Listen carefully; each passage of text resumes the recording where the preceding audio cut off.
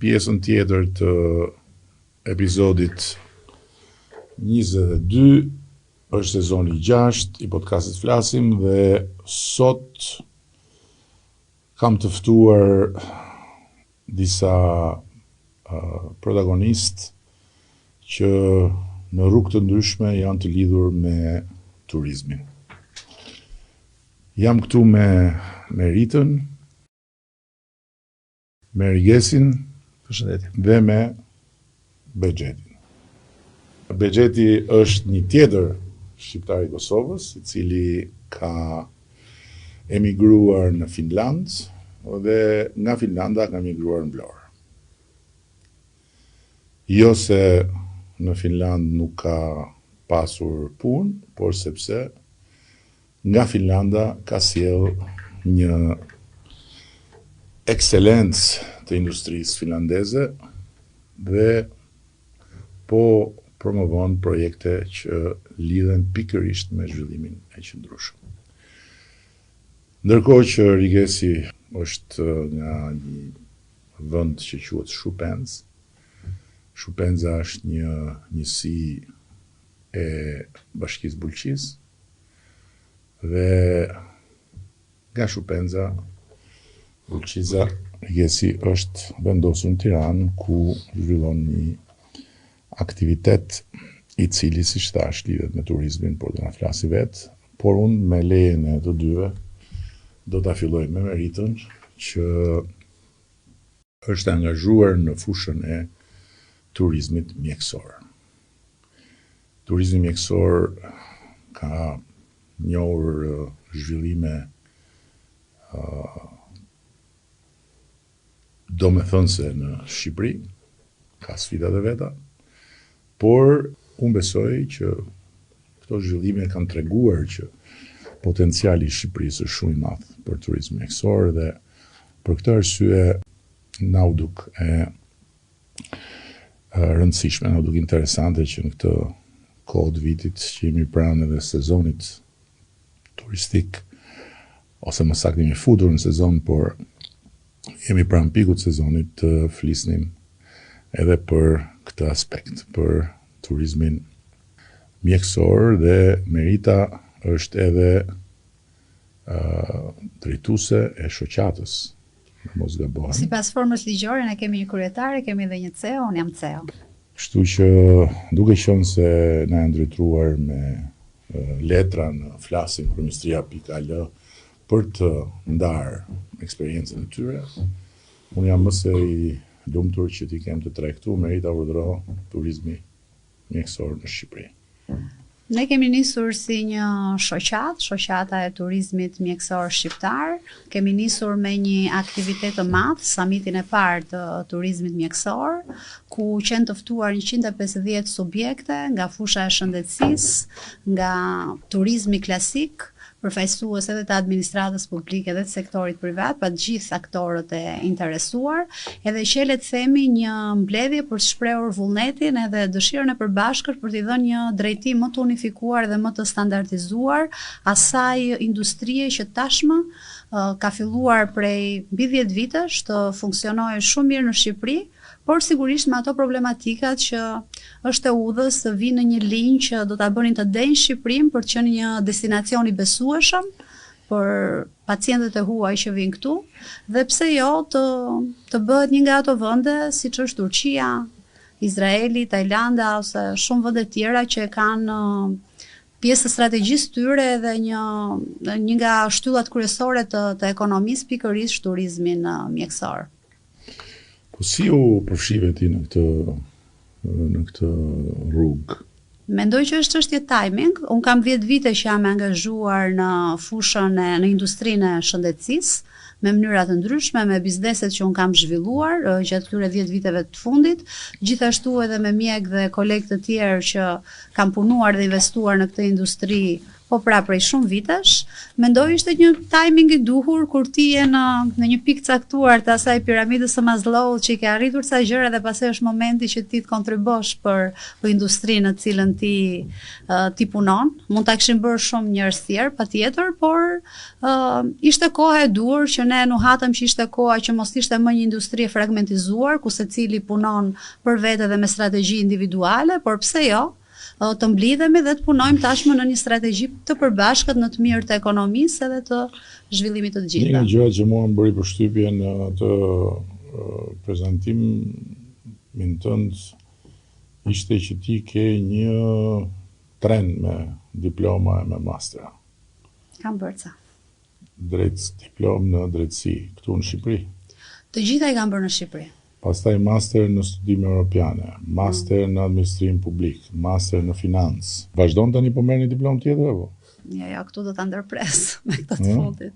10 vjeçari i fundit ka qenë gjithë i dedikuar për mjekësinë, më saktë me mjekësinë estetike, që prej 10 vitesh në Prishtinë drejtoj një depo dentare, që është një kompani gjermane, është një franchising gjerman me një eksperiencë 50 vjeçare në Europë. Kam dhe një klinik wellness ku bëjmë trajtime për mirëqenien e njerëzve dhe për t'i rritur konfidencën atyre. Jo, në Shqipëri, këtu në Tiranë. Edhe së fundmi angazhimi për cilën jam më shumë krenare në fakt është pikërisht angazhimi me shoqatën, sepse duhen ca element për nisur një shoqatë. Për të thënë vërtetën, jo gjithmonë është ai besimi tek shoqatat për shkak të historikut, duhet të jetë pak naive, që të besosh që pa pas një ndihmë dhe nga hiçi mund ta çosh përpara diçka vetëm sepse mendon që është gjëra e dur. Duhet të jesh një çik idealiste sepse nisesh pa pritur asnjë shpërblim monetar, edhe pa të premtuar askush që do marrësh projekte ose grante ose gjëra të tilla. Edhe duhet të jesh edhe shumë optimiste që këta njerëz me të njëjtin vizion do bashkohen dhe do besojnë te këto ëndra që ti ke. Kështu që jam krenare se ka ecur shumë mirë, pra kaq pak muaj ne kemi bërë disa aktivitete, kemi marrë pjesë edhe me Ministrinë e Turizmit në ITB Berlin, panajër 60 vjeçar dhe për herë të parë kishte një pavion të dedikuar posaçërisht turizmit mjekësor, çka më bëri të kuptoja që dhe atje po e ndjenjë që turizmi mjekësor do jetë një nga trendet kryesore dhe do kombinohet shumë bukur me turizmin klasik dhe pse jo Shqipëria mos ishte pjesë e kësaj. Do të jemi tani pas 2 javësh në një panajër në Düsseldorf, po prap për turizmin mjekësor. Kemi organizuar disa aktivitete edhe këtu pra me antarët tanë, kemi hartuar një strategji ku kemi përfshirë dhe kemi bërë ftesë edhe për institucionet publike. Edhe në fakt kjo është dhe pika kyçe që tani është momenti që çfarë sugjerojmë ne është që kjo të bëhet edhe pjesë e strategjisë kombëtare për ta promovuar Shqipërinë si një brand kombëtar, pra jo vetëm me iniciativa individuale të këtyre biznesmenëve që për hir të vërtetës e kanë shtruar vetë rrugën deri tani. Janë miliona euro të investuara në teknologji, në trajnime dhe specializime për mjekët që i kemi shumë të mirë në infrastrukturë dhe në logjistik, edhe tani është koha që ne ta marrim këtë potencial si të mirëqen dhe të japim një zhvillim edhe më të madh në arenën ndërkombëtare, duke synuar edhe tregje të reja në mënyrë që mos kemi ata turistët vetëm në sezon, se kjo është pika e dobët dhe e turizmit klasik, por të jemi në gjendje të arrim kapacitetin edhe për muajt e dimrit ku turizmi klasik vuan. Dhe kjo do ishte një nga gjërat më të bukura që ne të kombinonim paketat e turizmit klasik me paketat e turizmit mjekësor. Riges, ti e ke pak ndryshe trajektoren, ti ke nisur si ushtar, nxënës ushtar në shkollën Skënderbej. Pastaj ke mbaruar dhe akademinë ushtarake. Po, e vërtet. Por nuk i ke ecë asaj rruge dhe ke ndjek një rrugë krejt tjetër. Në fakt në të dhënat e formimit është goxha mbreslënse se ke kaluar nga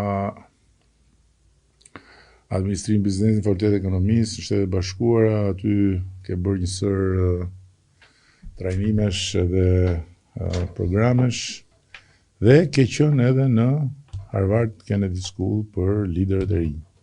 Ti si lider i pse nuk janë protestë për këto më muaj, tash kot me të pyetësh.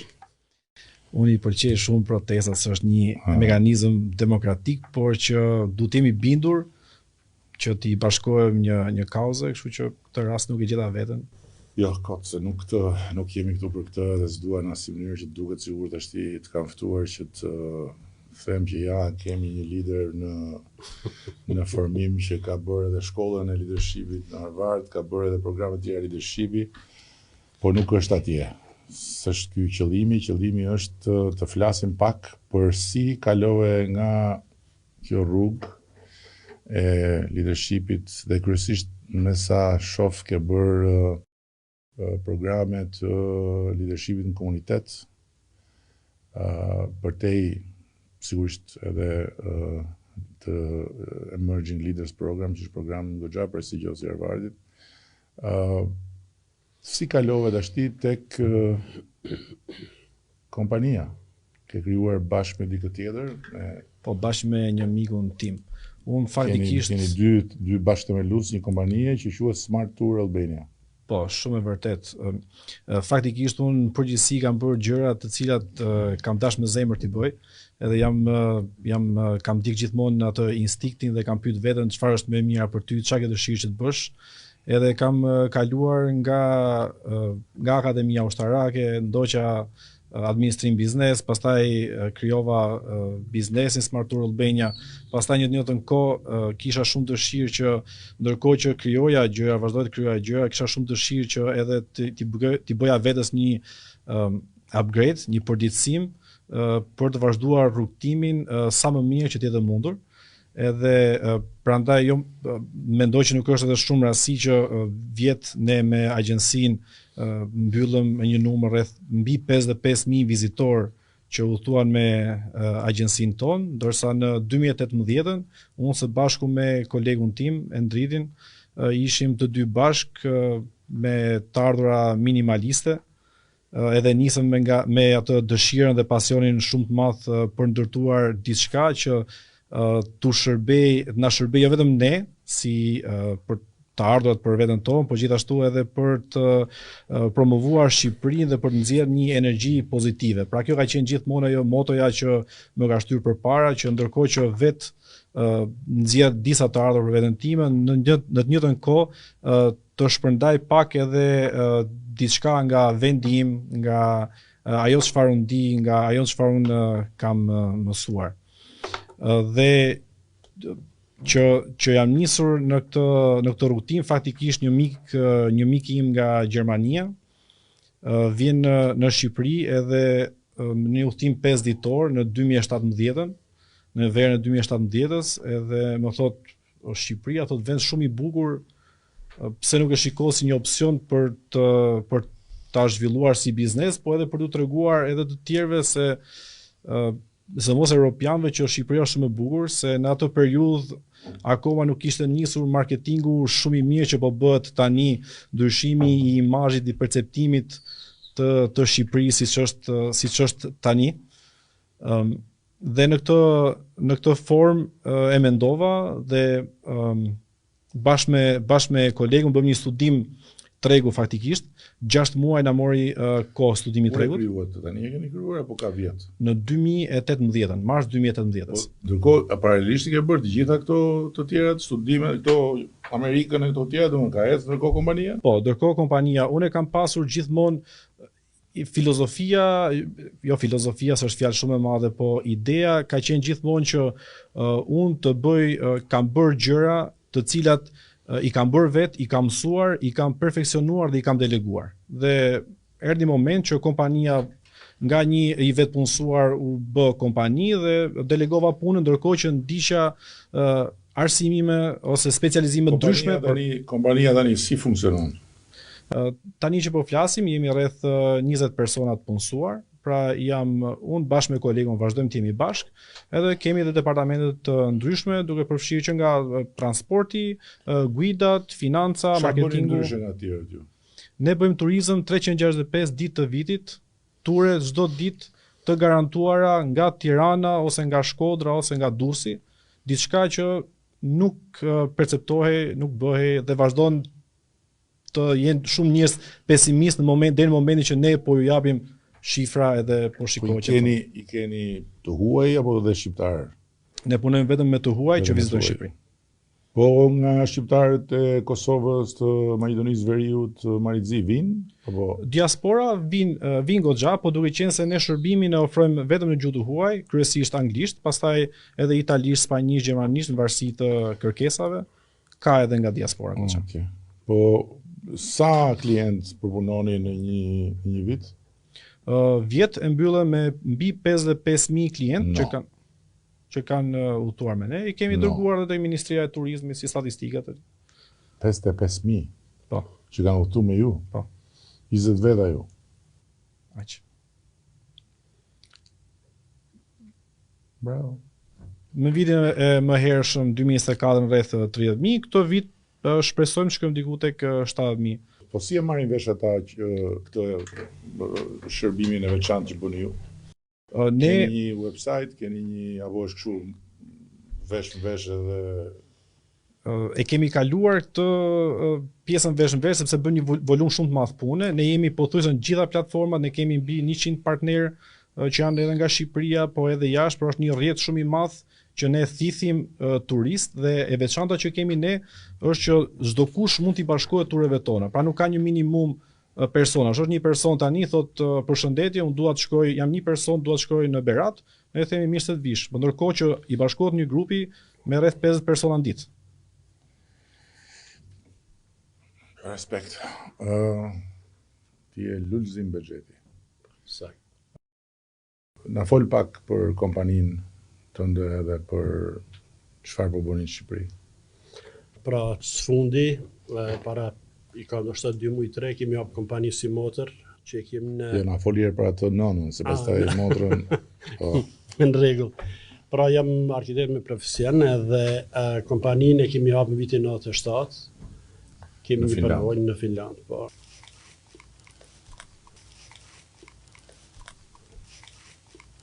Do me thonë si çdo mërgjimtar edhe na jemi marrë fillimisht me ndërtimtari.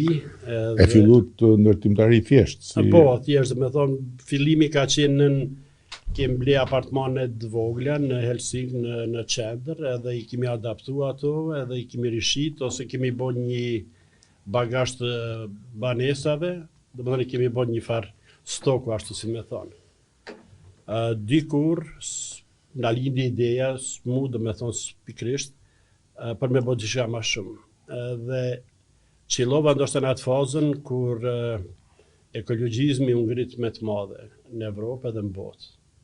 Edhe unë fillova domethënë me mendu seriozisht se duhet me bë diçka më ndryshe. Na shqiptarët njihemi si edhe guzimtar, edhe bëjmë ato rishqet i bëjmë me veti, edhe në mërgjim nuk i kemi as dajën, as babën, as hallën, as tezën, duhet mi gra vetë punës, na thojmë shkurt. Edhe kjo ka qenë në këna mendu, tash apo dhe na miloni trashëgimi i fëmijëve, një know-how. Edhe kjo ka qenë domethënë fillimi, edhe fillova me studiue domethënë arkitekturën inxhinierike për cross laminated timber. Kjo është. Kjo këtu. Si mund thuhet shqip cross laminated timber? Dru perpendikular i lameluar. I përpunuar, po themi. Dru inxhinierik për ndryshe. Po është. Po mirë, çka ka të vështirë ky se duket kollaj kështu më parë, ha? Tash, për me bo një mur, zakonisht na i thojmë master panelet me CLT, dimenzionet janë 3 metra ose 3 gjys me 13. Ato dimenzionet bazike. Edhe fabrika që bën prodhimin e cross laminated timber, ajo është fabrike e madhe, domethënë e kushtueshme. Na kemi një fabrikë më të vogël, i kemi ndarë domethënë këtë një fabrika e madhe, fabrika e vogël. Edhe na furnizojmë prej Stora Enso, që është kompani finlandeze më e madhe në botë, me cross laminated timber me master panele. Ose nga KLH që është në Gjermani, Pfeiffer që është në Gjermani po ashtu, dhe sfundi ka ardhur në Dolomiti i Italisë këtu. Me Talos kemi kontaktuar. Do me thonë, në fabrikën tonë pastaj me CNC edhe përpunojmi atë master panel, prehet, si mbas dizajnit projektit që kemi projektu ne, edhe bëhet montimi. Për këtë mënyrën e montimit i kemi patentet, jam të patentume, i kemi të patentume në 7 detaje, mënyrën e montimit, edhe emërtimi i vetë patentit është Mobile Modular Housing. Këte kemi bo një testim, dhe me thonë gjatë pandemis, ose para pandemis në 2019, në Skandinavi mohën, si me thonë panajerit e mdhaja, fair housing. Morëm pjesë në këte panajer, ishim prezent 150 kompani me 150 ndërtime, na morëm pjesë me shtëpinë e kishme ndërtu në Poloni, edhe gashme për banim transportohet me 2 kamiona, dhe me thonë, kur ka blinë në Helsinki, mas 2 dite ka qenë hazër për banim, me gjithë kuzhina, banjë, sauna, dritare, më thotë thash, të gjitha dhe me thonë. Me nga 30 dite, në panajer, në kanë vizitu, dhe me thonë shpinë tonë, në kanë vizitu 230.000 vizitorë. Ajo ka qenë impresive.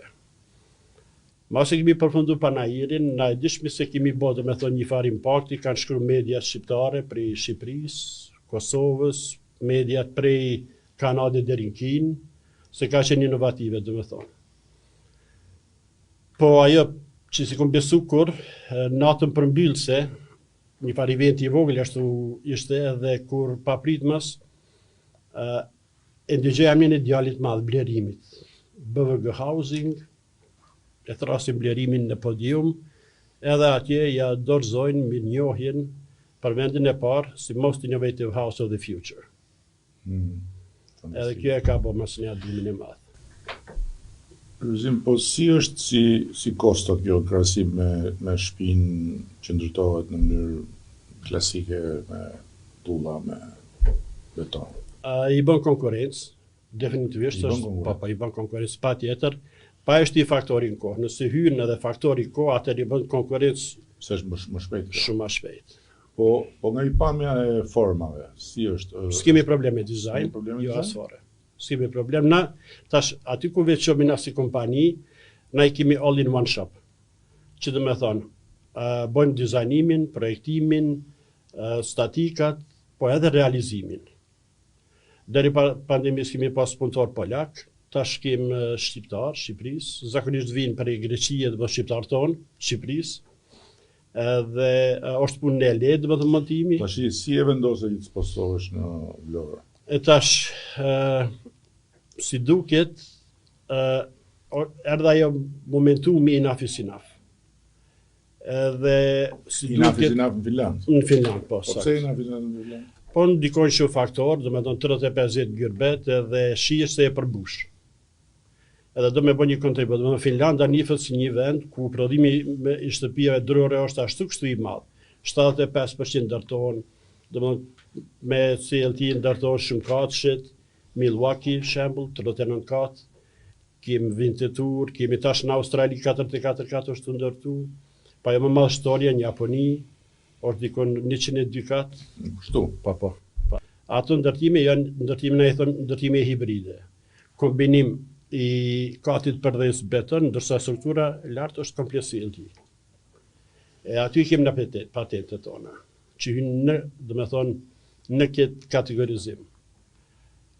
Me kosto, basi pyetët veç me kosto, bojmë konkurencë, po që është më me rëndësi ndoshta se shembull kur klienti porosit një shtëpi prej neve.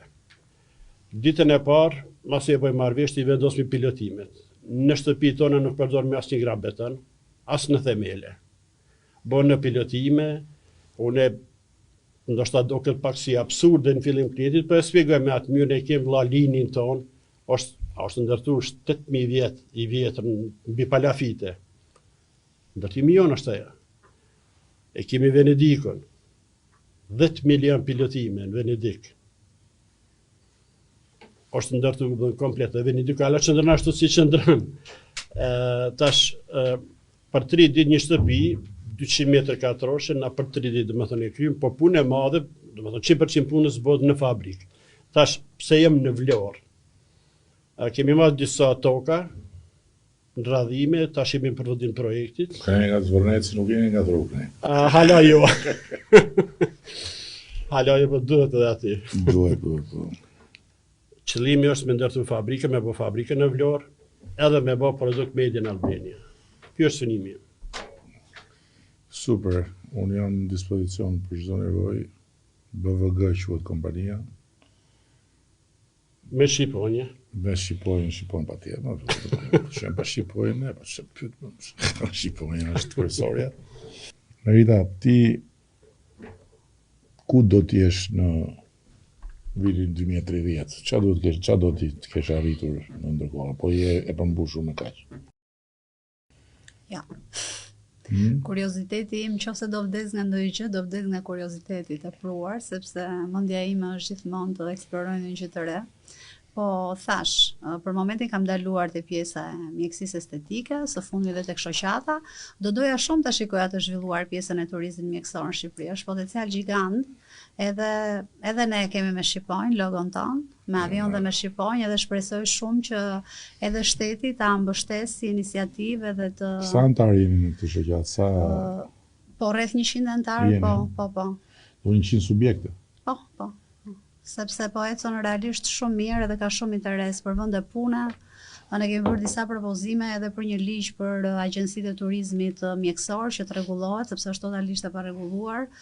Kemi sugjeruar Ministrinë e Turizmit ndoshta edhe krijimin e një agjencie, siç është modeli AKT, si Agjencisë Kombëtare të Turizmit, që të ishte një lloj forme ose një grup interinstitucional që t'i përgjas të paktën, që të merret pikërisht me këtë punë, me akreditimin, me standardet.